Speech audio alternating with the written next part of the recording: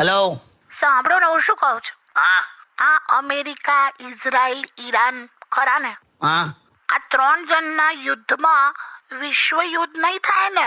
એટલે આખું આમ વર્લ્ડ વોર જેવું તો નહીં થઈ જાય ને?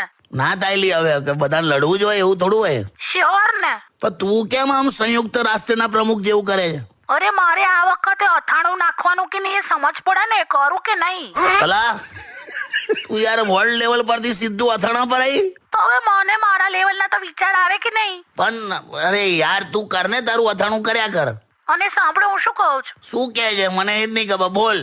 અમે છે ને હમણાં ઓટલા પરિષદમાં બધી બહેનો ભેગા થયા હતા ને, હા તો બધા એવું કહે છે કે આ યુદ્ધના લીધે છે ને હા સ્મૃતિ ઈરાની અને અરુણા ઈરાની આમણે પોતાની અટક બદલીને સ્મૃતિ ઇઝરાયલી અને અરુણા ઇઝરાયલી એવું કરી નાખ્યું.